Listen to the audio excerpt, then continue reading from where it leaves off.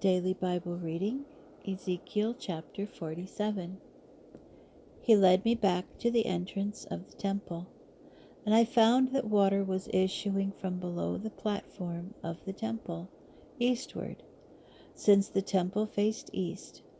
But the water was running out at the south of the altar, under the south wall of the temple. Then he led me out by way of the northern gate, and led me around to the outside of the outer gate that faces in the direction of the east. And I found that water was gushing from under the south wall. As the man went on eastward with a measuring line in his hand, he measured off 1,000 cubits and led me across the water. The water was ankle deep. Then he measured off another 1,000 and led me across the water.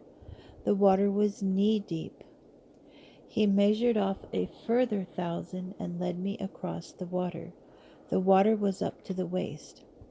When he measured yet another 1,000, it was a stream I could not cross, for the water had swollen into a stream that could not be crossed except by swimming. "Do you see, O mortal?" he said to me, and he led me back to the bank of the stream. As I came back, I saw trees in great profusion on both banks of the stream. This water, he told me, runs out to the eastern region and flows into the Arabah, and when it comes into the sea of foul waters, the water will become wholesome. Every living creature that swarms will be able to live wherever this stream goes. The fish will be very abundant once these waters have reached there. It will be wholesome, and everything will live wherever this stream goes. Fishermen shall stand beside it all the way from En Gedi to En Eglaim. It shall be a place for drying nets, and the fish will be of various kinds, and most plentiful, like the fish of the great sea.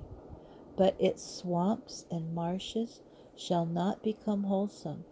They will serve to supply salt. All kinds of trees for food will grow up on both banks of the stream. Their leaves will not wither, nor their fruit fail. They will yield new fruit every month, because the water for them flows from the temple. Their fruit will serve for food, and their leaves for healing. Thus said the Lord God, these shall be the boundaries of the land that you shall allot to the 12 tribes of Israel. Joseph shall receive 2 portions, and you shall share the rest equally. As I swore to give it to your fathers, so shall this land fall to you as your heritage. These are the boundaries of the land. As the northern limit from the great sea by way of Hethlon, Lebo-Hamath, Zedad, Beratha, Sibraim, which lies between the border of Damascus and the border of Hamath, down to Hazar Hadakon, which is on the border of Haran. Thus the boundaries shall run from the sea to Hazar Enon, to the north of the territory of Damascus, with the territory of Hamath to the north of it. That shall be the northern limit. As the eastern limit, a line between Haran and Damascus, and between Gilead and the land of Israel, with the Jordan as a boundary. You shall measure down to the eastern sea, that shall be the eastern limit. The southern limit shall run a line from Tamar to the waters of Meraboth Kadesh, along the Wadi of Egypt and the great sea. That is the southern limit. And as the western limit, the great sea shall be the boundary up to the point opposite Lebo-Hamath. That shall be the western limit. This land you shall divide for yourselves among the tribes of Israel.